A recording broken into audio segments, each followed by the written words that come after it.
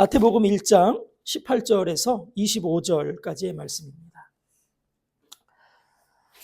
말씀을 한 목소리로 읽겠습니다. 시작. 예수 그리스도의 나심은 이러하니라. 그의 어머니 마리아가 요셉과 약혼하고 동거하기 전에 성령으로 잉태된 것이 나타났더니 그의 남편 요셉은 의로운 사람이라 그를 드러내지 아니하고 가만히 끊고자 하여 이 일을 생각할 때에 주의 사자가 현몽하여 이르되 다윗의 자손 요셉아 내 아내 마리아 데려오기를 무서워하지 말라. 그에게 잉태된 자는 성령으로 된 것이라. 아들을 낳으리니 이름을 예수라 하라. 이는 그가 자기 백성을 그들의 죄에서 구원할 자이심이라 하니라. 이 모든 일이 된 것은 주께서 선지자로 하신 말씀을 이루려 하심이니 이르시되 보라 처녀가 잉태하여 아들을 낳을 것이요 그의 이름은 임마누엘이라 하리라 하셨으니 이를 번역한즉 하나님이 우리와 함께 계시다 함이라. 요셉이 잠에서 깨어 일어나 주의 사자의 분부대로 행하여 그의 아내를 데려왔으나 아들을 낳기까지 동침하지 아니하더니 낳음에 이름을 예수라 하니라. 좀 시간이 지난 영화이긴 한데요. 기생충이라는 영화가 있었습니다. 너는 다 계획이 있구나. 이 대사를 어디선가는 한번 들어보셨을 겁니다. 상당히 유명하고 중요한 대사인데요. 이 대사는 이 현대의 시대를 관통하는 아주 의미 있는 표현입니다. 이 현대에 많은 특징들이 있는데 이 특징 중에 하나가 레드코어라고 하는 말입니다. 레디는 준비한다라는 거잖아요. 코어는 핵심이에요. 그러니까 준비된 상태가 삶의 핵심이라는 거예요. 이게 이 시대의 특징입니다. 현대인들은 불확실한 것에 나의 시간과 나의 돈을 낭비하는 것을 몹시도 싫어합니다. 그래서 미리 철저하게 알아보고 계획하고 그리고 예행 연습을 하는 이런 삶이 요즘 현대에 나타나고 있어요. 우리 젊은이들이 이런 식으로 살아가고 있다는 겁니다. 그래서 요즘은요, 뭐 우리가 예전에 하던 것처럼 뭐 대충 한번 해봐 이런 말 싫어합니다. 상황 봐가면서 한번 보자 이런 말도 젊은이들은 싫어해요. 계획 없이 즉흥적으로 변경되는 거 몹시 싫어합니다. 목표를 명확히 세우는 것, 그리고 중간중간마다 체크 포인트를 두고 점검하는 것, 그리고 돼가고 있는 일을 기록하고 이것을 서로 공유하는 것, 이렇게 해야 마음의 안심을 좀 갖는 게 요즘 젊은이들이에요. 왜 그렇습니까? 불확실하기 때문이잖아요, 이 세상이. 그래서 불확실한 걸 불안해하기 때문에 이렇게 미리미리 준비하고 예행 연습도 하고 한다는 거죠. 그래서 요즘 뜨는 비즈니스가 있다면 사람들이 계획하고 학습하고 미리 해볼 수 있도록 안내하고 또 기회를 제공하는 비즈니스가 요즘은 성행한다는 거죠. 예를 들면 뭐 온라인에서 자격증 강의하는 것 아주 뜨는 직업이에요. 뭐 재정관리, 자기관리, 건강관리 이런 코칭 뜨고 있어요. 그리고 비싼 물건을 덜컥 사기보다는 또 마음에 안 들 수도 있으니까 그래서 조금 돈을 더 주더라도 사용료를 내면서 빌려 쓰는 렌탈 서비스 이런 것들이 요즘은 성행하는 것이죠. 불안하기 때문이에요. 우리도 계획을 세운단 말입니다. 결혼에 대해서 또 가정에 대해서 생계에 대해서 미래에 대해서 신앙에 대해서도 우리는 계획을 세워요. 하나님의 뜻 안에 살려면 이 정도는 해야지 이런 계획들이 나름대로 있단 말이죠. 그런데요, 우리가 계획을 세우는데 계획대로 이루어지는가라는 거예요. 잘 그러지 않는 것 같습니다. 그런데 계획대로 되지 않을 때 어떤 마음이 내게 찾아옵니까? 오늘 본문에 등장하는 요셉도 그랬어요. 그의 인생에 전혀 예상하지 못했던 일이 훅 끼어드는 겁니다. 그러면 요셉은 그의 인생의 계획이 어긋날 때 어떻게 반응하고 있는가? 이것이 오늘 우리가 본문에서 보려고 하는 것입니다. 여러분 한번 생각해 보십시오. 하나님의 뜻이 나의 계획과 충돌할 때가 있어요. 그때 우리는 어떻게 합니까? 하나님의 뜻을 알겠어요. 그런데 나의 계획이 이미 확고해요. 그럴 때 참 난감하다는 것이죠. 요셉이 마리아와 약혼을 했습니다. 마리아와 함께 하려는 미래의 계획이 요셉은 세워진 거예요. 보통 당시에 약혼을 하면 1년 뒤에 신랑이 신부 집에 가서 신부를 데려오는 것으로 이제 결혼이 이루어지는데, 그런데 약혼을 하게 되면 법적으로는 이미 부부의 그 관계가 된 겁니다. 부부라는 말을 써도 됐어요. 그러므로 당시에 약혼을 했는데 이 약혼을 깨려고 하면 이게 이혼이죠.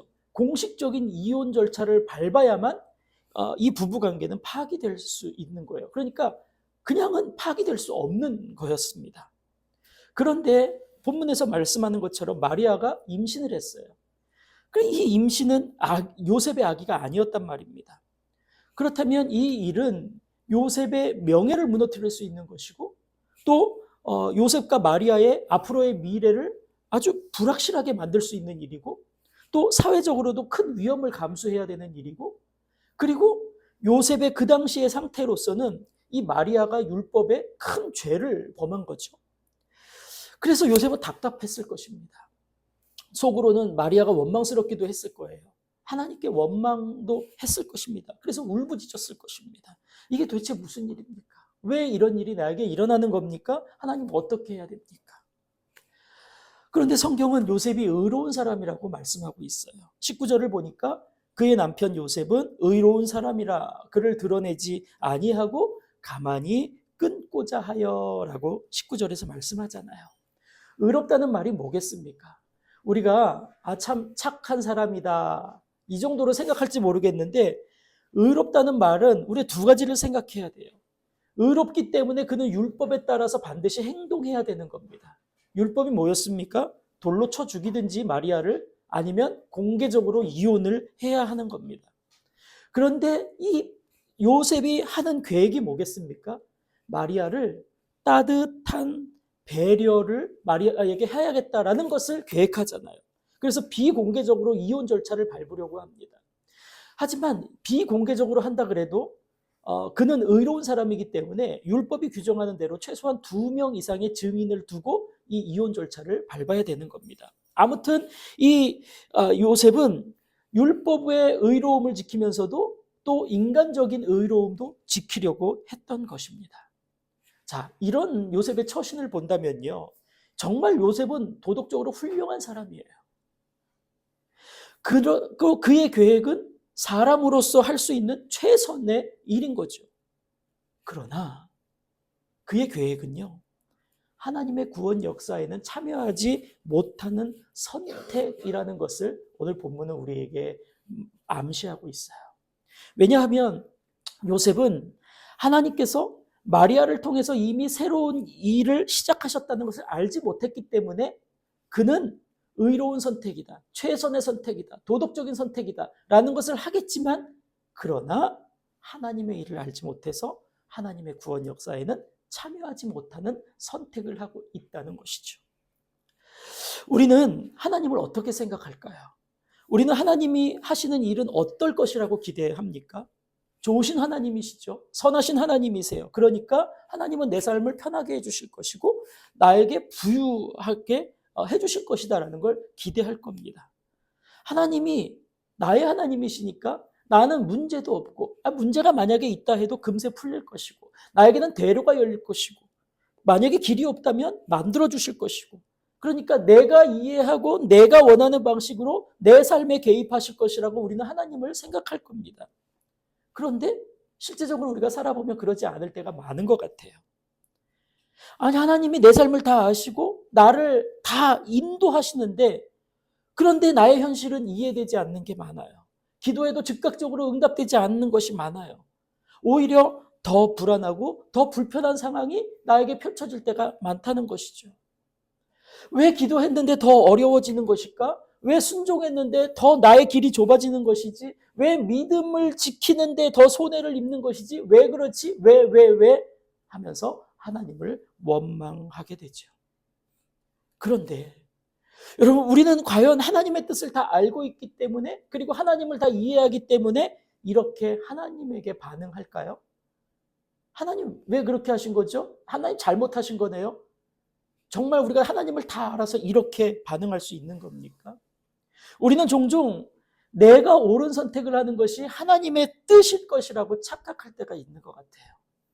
내가 옳은 거 바른 거 하잖아. 하나님 이거 기뻐하시니까 은혜 주시는 게 당연하지. 근데 이게 착각일 수가 있어요. 자, 의로운 사람이라고 해서 가만히 마리아와 이혼 절차를 밟으려고 한 요셉의 선택이 하나님의 구원 역사에는 참여하지 못하는 선택이 되는 것처럼 하나님의 일하심은 우리의 상식과 우리의 도덕과 우리의 사회적인 질서를 넘어설 때가 있다는 것이죠. 그렇다면 하나님은 뭐에 따라서 행동하는 것일까? 하나님은 나의 의에 따라서 행동하시는 분이 아닌 거죠. 하나님은 그분의 의에 따라서, 그분의 성품에 따라서 일하시는 거예요. 그러니까 하나님은 나의 의, 내가 옳다고 생각하는 것이 아니라 그분의 은혜에 따라 은혜대로 행동하시는 분이다. 우리 이것을 하나님에 대해서 바로 알아야 되는 거죠.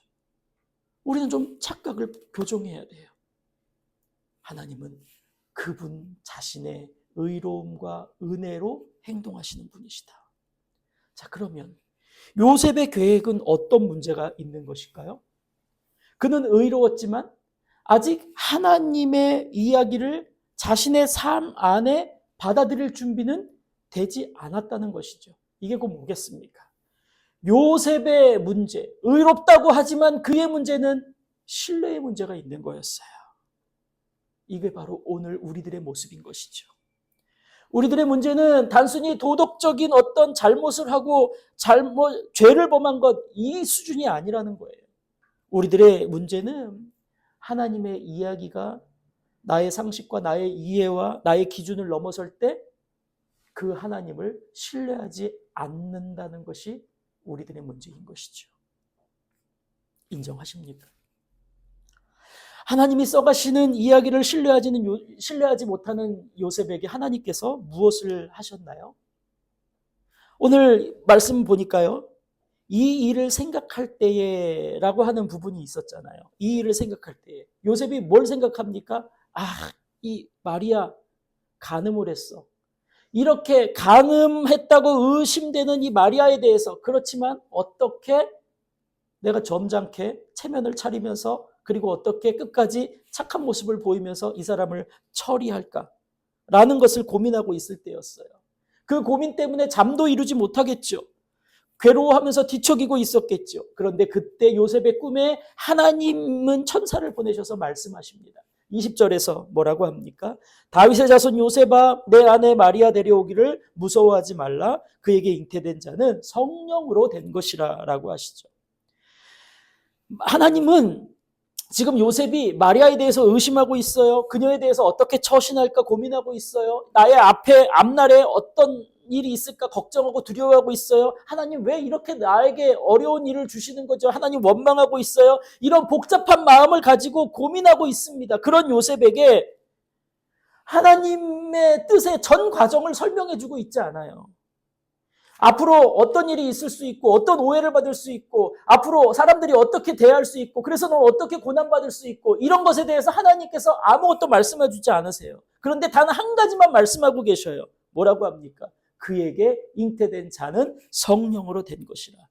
요셉, 너 혹시 의심하고 걱정하는 게 있지? 그런데 마리아, 네가 걱정하는 것처럼 간음한 거 아니야 라고 말씀하셔요. 그러면서 이 일은 내가 한 것이다 라고 말씀하시는 거잖아요.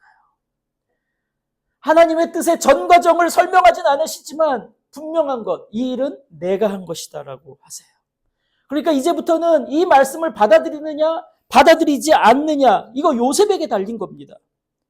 하나님은 고민하고 있는 요셉 앞에 믿음을 요구하시면서 해결책을 내놓고 계시는 거예요. 하나님 앞에 그 믿음대로 행하면 이 고민은 해결되는 거죠. 그러나 믿음을 갖지 않으면 고민은 계속해서 고민으로 남아있게 되는 거죠. 믿음의 해결책을 주시더니 이제 앞으로 태어날 이 아기의 이름을 말씀하시는 겁니다. 그 이름에 놀라운 의미가 있어요. 21절을 보니까 앞으로 태어날 아이 이름을 예수라 하라. 23절에서는요. 아들을 낳을 것인데 그의 이름 임마누엘이라 하라라고 해요. 이 이름의 뜻이 무엇입니까? 예수는 자기 백성을 자기 죄에서 구원할 자. 이게 예수예요. 임마누엘은요. 우리와 함께 하시는 하나님. 우리와 함께 하시는 하나님이 그 아기의 이름인 거예요. 여러분, 이게 성탄의 복음 아니겠습니까? 이게 성탄의 복음이에요. 하나님께서 저 하늘에서 그 밝고 휘황찬란하고 그 영광스럽고 그 장엄한 그 하늘에서 팔짱 끼고만 계시지 않고 계시다는 거잖아요. 문제 속에서 고군분투하며 살아가고 있어요. 온갖 고민하고 온갖 불안하고 염려하고 그렇게 살아가고 있는 인생들 속에 하나님께서 시공간을 초월해서 뚫고 들어오셨다는 거죠. 이게 성탄인 거예요. 들어오셔서 그 인생들이 겪고 있는 모든 죄와 죽음의 증상들 속에서 구원해 주시고 불완전한 계획을 갖고 고민하고 있는 그 인생들과 함께 하신다. 이게 성탄의 복음인 것이죠. 그러니까 이것을 믿는 자들, 이 이야기를 믿는 자들은 이 이야기가 살리는 복음이 되는 것이죠. 그러나 믿지 않는 자들에게는 여전히 허탄한 신화로 남게 되는 것이죠.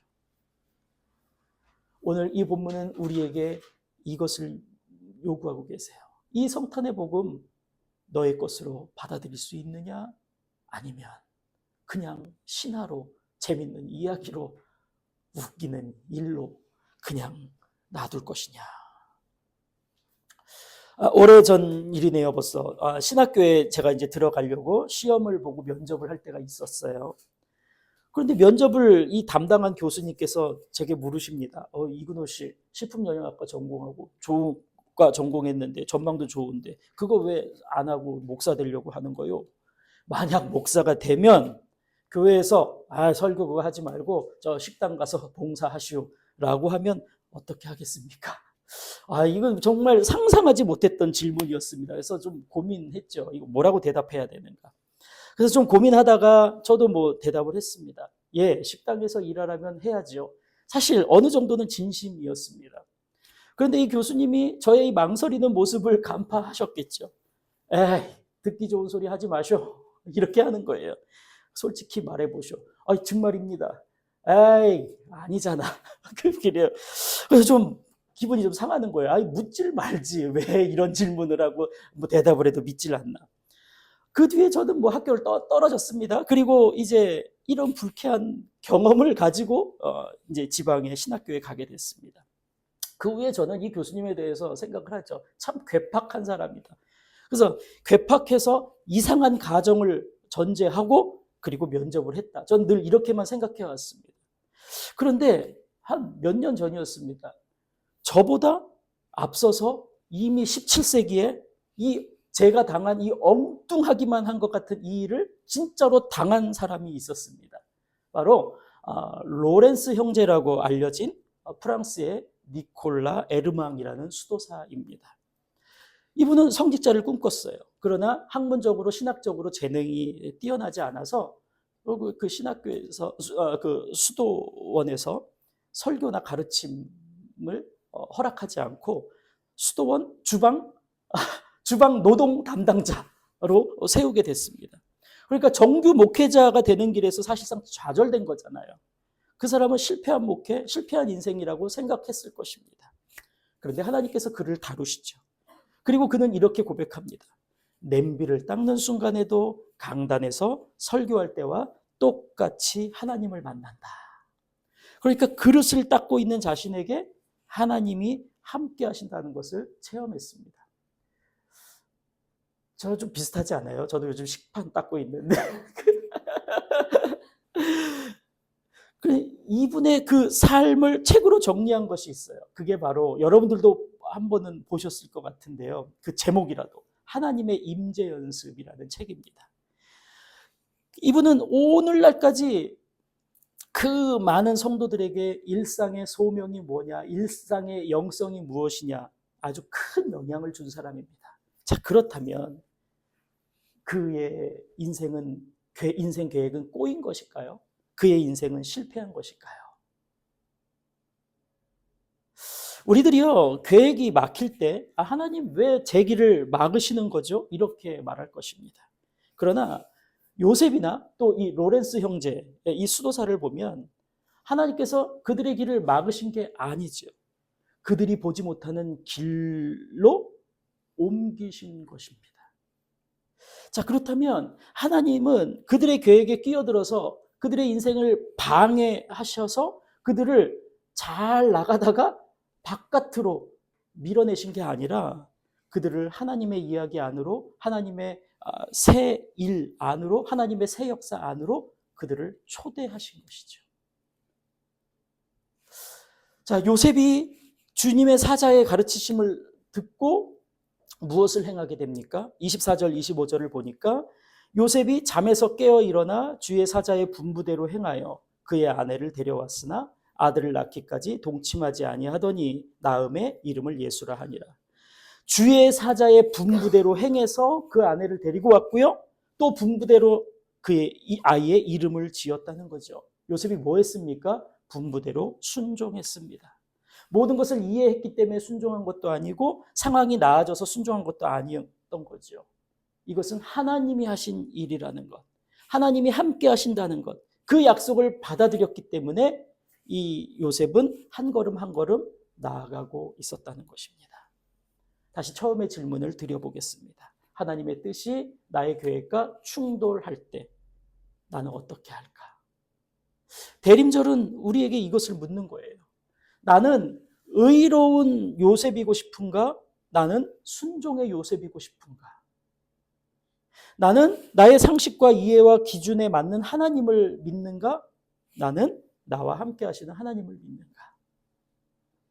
나는 지금 불완전한 이해를 하고 있지만 믿음으로 순종할 준비가 되어 있는가?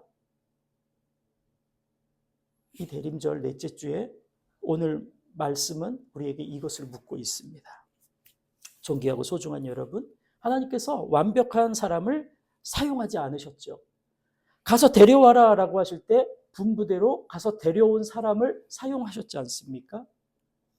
뼛속까지 목사이니까 설교와 가르침만 해야 돼 라고 하는 사람을 사용하시는 게 아니라 주방에서 노동하는 자를 사용하셔서 높은 자나 낮은 자나 가난한 자나 부유한 자나 못 배운 자나 배운 자나 모든 이들에게 복음이 전해지게 하셨다는 것이죠.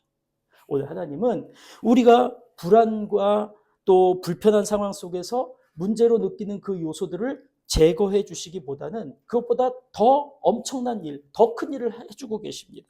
뭐겠습니까? 우리와 친히 함께하고 계시다는 것.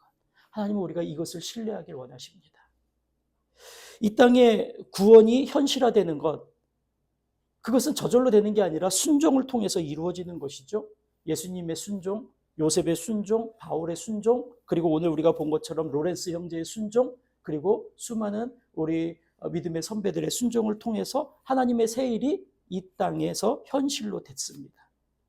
그렇다면 나의 순종을 통해서 하나님께서는 여러분의 가정, 여러분의 일터, 또 우리의 교회, 그리고 이 사회에서 새 일을 행하시겠죠. 이것을 믿습니다.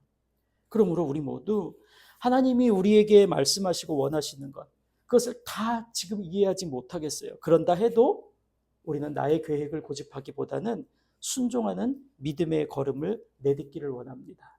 왜 그럴까요? 주님이 우리와 함께 하시기 때문입니다. 아멘. 우리 함께 찬양하고 결단하며 기도하겠습니다.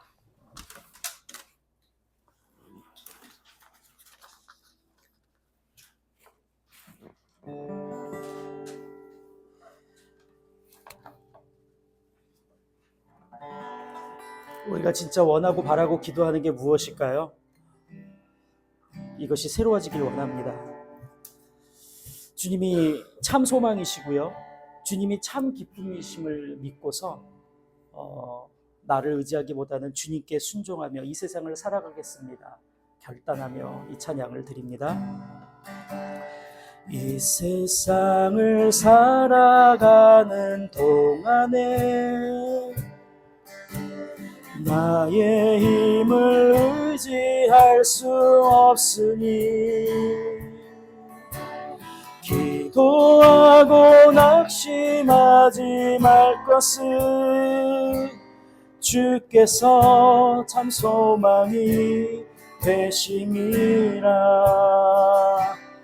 하나님의 꿈이 나의 비전이 되고 예수님의 성품이 나의 인격이 되고 성령님의 권능이 나의 능력이 되기 원하고 바라고 기도합니다.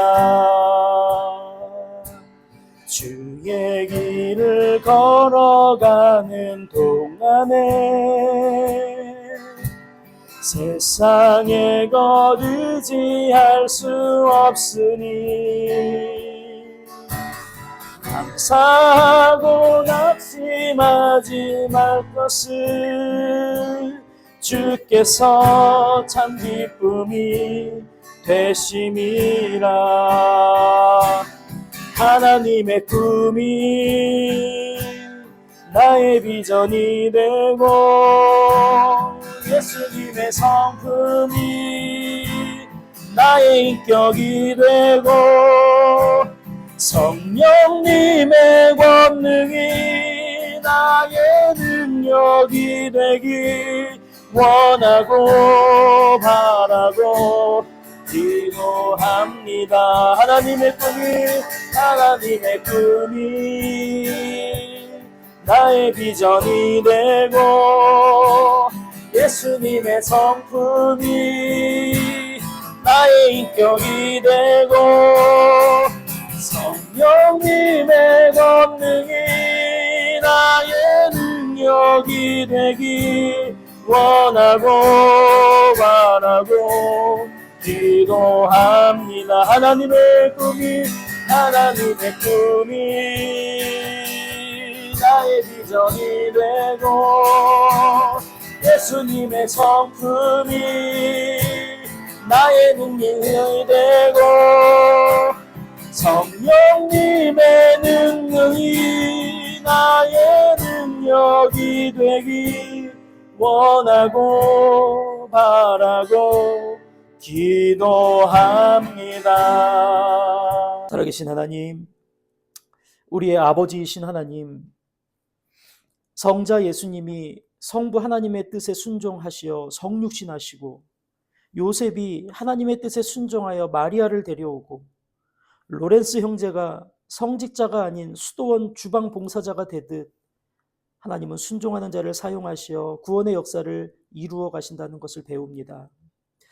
하나님이 우리에게 순종을 요구하실 땐 그것은 나의 계획을 무너뜨리고자 함이 아니라 나를 새로운 길로 이끄시는 것임을 믿습니다. 하나님의 뜻이 나의 계획과 충돌한다면 순종으로 미지의 걸음을 용기 있게 내딛겠습니다. 순종할 때 주님과 일치된 삶을 살아가도록 은혜를 주시옵소서. 이 불확실하고 복잡하고 불의한 세상에서도 하나님의 꿈이 나의 비전이 되고 예수님의 성품이 나의 인격이 되고 성령의 권능이 나의 능력이 되는 일치된 삶으로 하나님의 뜻을 이루고 하나님의 나라를 이곳에 오게 하는 일에 우리의 인생이 쓰여지게 하여 주시옵소서. 이 모든 말씀 예수님의 이름으로 기도하옵나이다. 아멘.